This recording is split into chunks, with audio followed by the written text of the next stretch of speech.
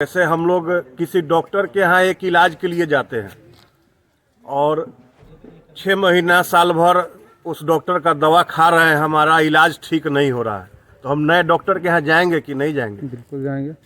जाएगा। आज ही उनको कल वक्फ बोर्ड की मीटिंग जो लोकसभा में पारित की गई, उसके बाद से उनका चेहरा देखिए उतर गया। 20 सीट से ज़्यादा हमारे जो नेता बोले हैं, हमारे पीके साहब, उनसे ज़्यादा सीट नहीं आ रही है।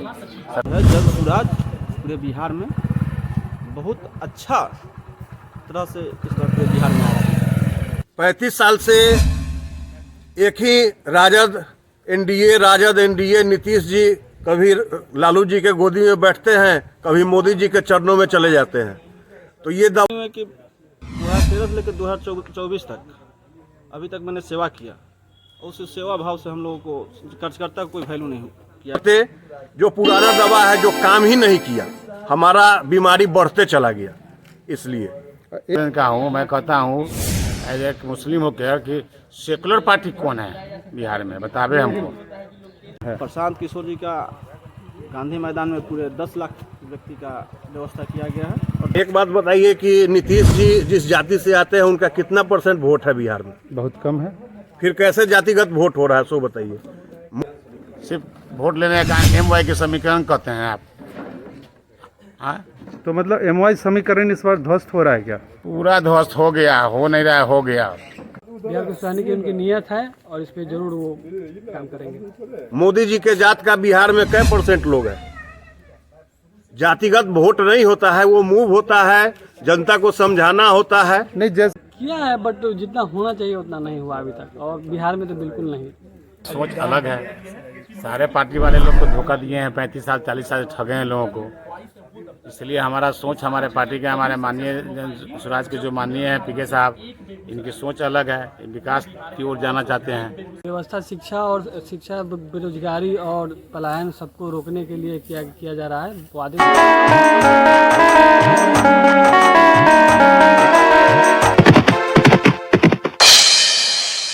मीडिया बंधुओं का मैं स्वागत करता हूं। जैसा कि मैं बताऊं आपको कि लालगंज जन स्वराज पार्टी की लालगंज प्रखंड इकाई की ये प्रेस कॉन्फ्रेंस रखी गई है। सबसे पहले तो मैं अपने लालगंज प्रखंड की टीम प्रखंड इकाई से आपको परिचय कराऊं। मेरे बगल में रंजीत कुमार पांडे, लालगंज प्रखंड अध्यक्ष जन स्वराज पार्टी। मेरे दाहिने तरफ नन्हे खान साहब, लालगंज प्रखंड के बड़िए जन स्वराजी कार्यकर्ता। बगल में भकुरहर पंचायत से मुखिया प्रतिनिधि नीरज कुमार जी। हमारे बगल में विधानसभा के प्रभारी अरुण बैठा जी। हमारे अभियान समिति के संयोजक बबलू चौधरी जी। हमारे लालगंज विधानसभा प्रभारी सुंदर चौधरी जी। और पीछे बैठे हुए हमारे बड़िए कार्यकर्ता अजीत कुमार मिश्रा जी। ये दीपू गुप्ता जी। ये सभी हमारे टीम के कार्यकर्ता लोग, और जितने भी हमारे सारे लोग बैठे हैं सभी जनसुराज के कार्यकर्ता।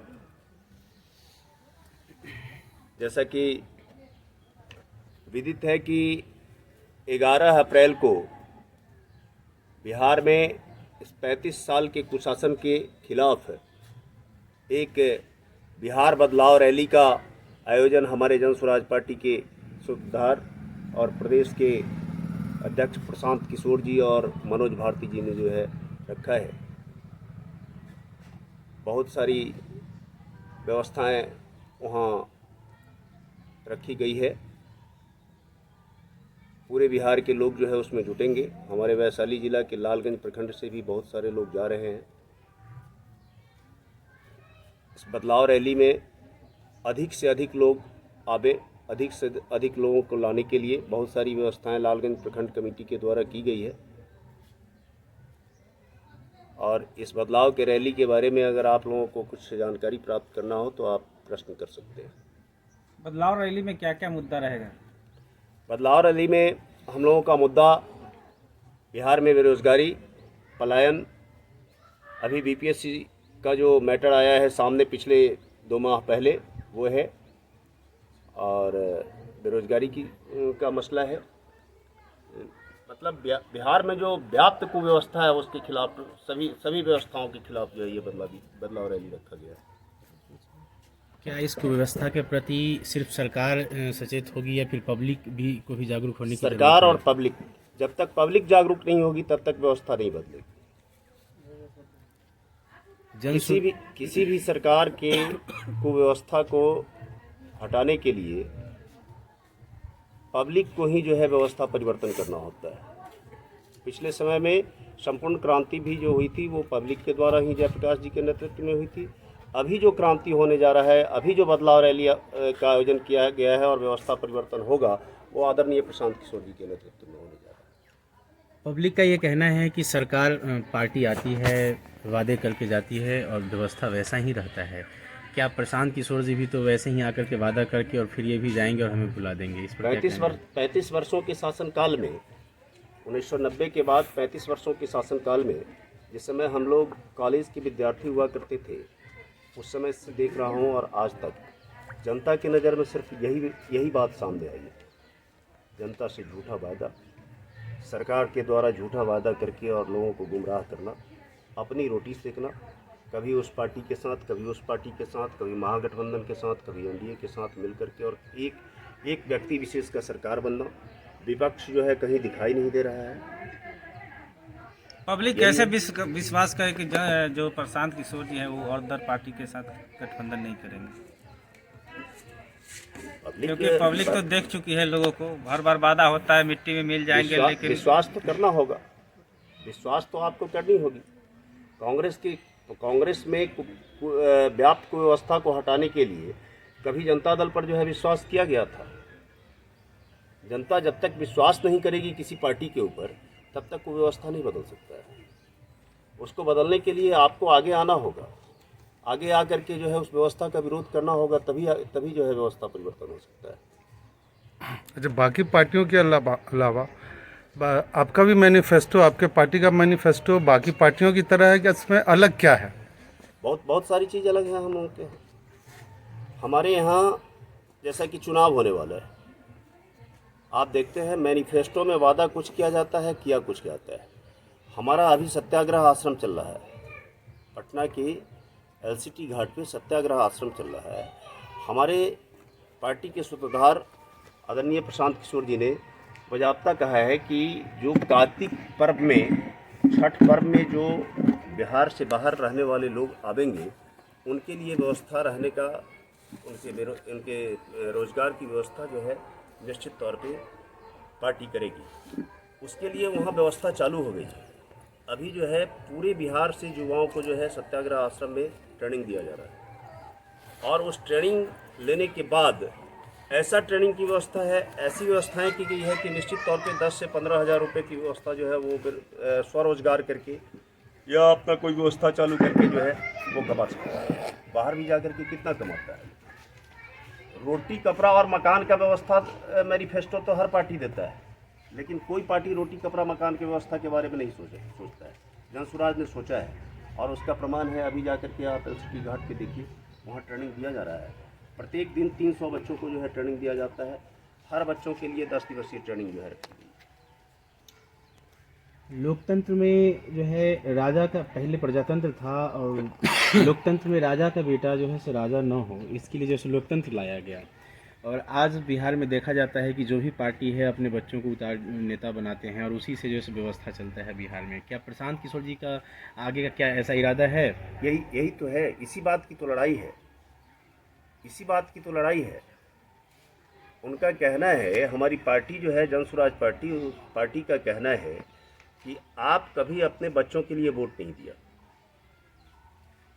आप जब भी वोट देते हैं तो अपने जात को देख करके वोट देते हैं, आप नेता के नाम को देख करके वोट देते हैं।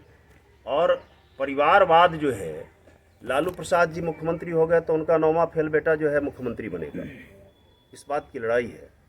नीतीश कुमार जी मुख्यमंत्री हैं तो वो कभी बीजेपी के साथ वही रहेंगे, कभी आरजेडी के साथ वही रहेंगे, इस बात की लड़ाई है जनसुराज का।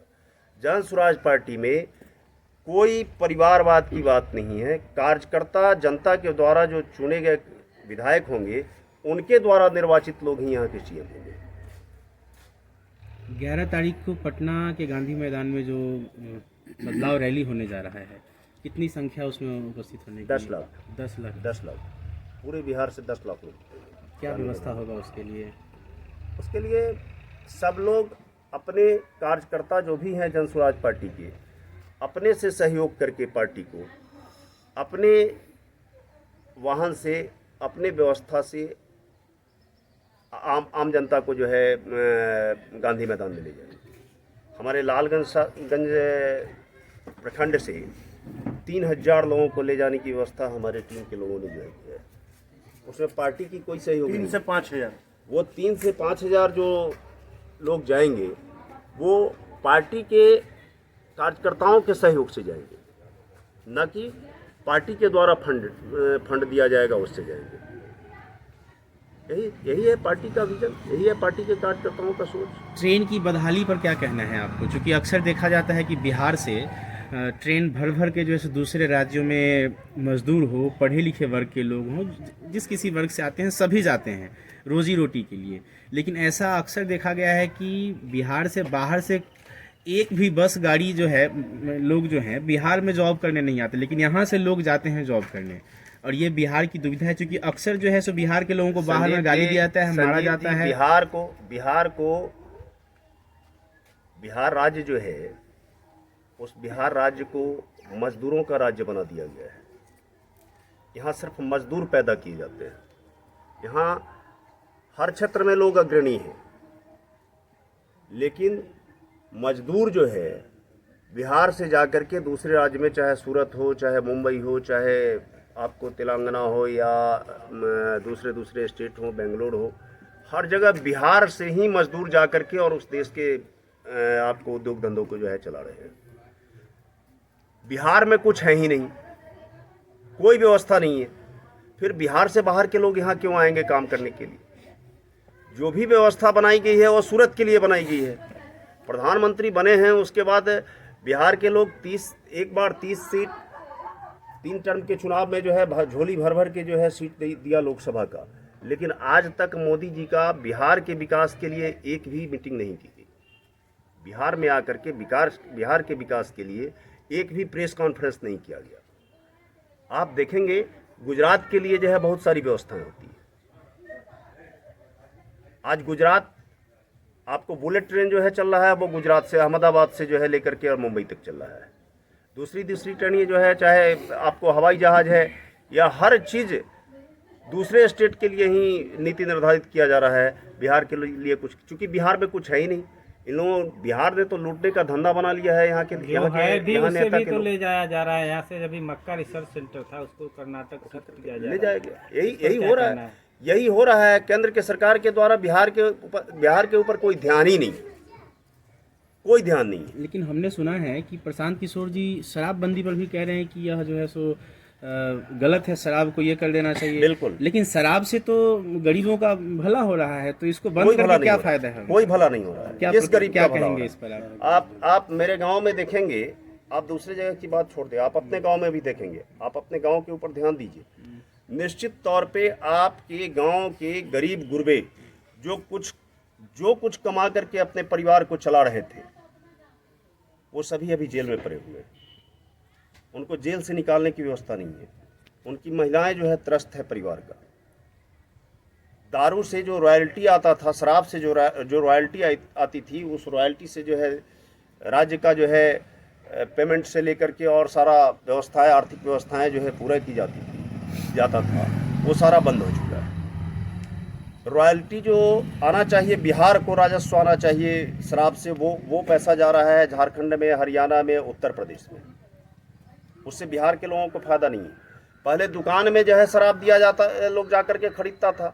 अब तो नीतीश जी के द्वारा इतना बढ़िया व्यवस्था हो गया है कि अभी आप फ़ोन कीजिएगा, हर गांव में एजेंट है। अभी आप फ़ोन कीजिएगा, आपके घर पे जो है दारू पहुंच जाएगा, घर पे दारू पहुंच जाएगा। घर घर रोजगार जो है आपको ये दारू का जो है चलाया जा रहा है। और ये जो चलाया जा रहा है बाज़ाब्ता सरकारी पार्टी के द्वारा चलाया जा रहा है।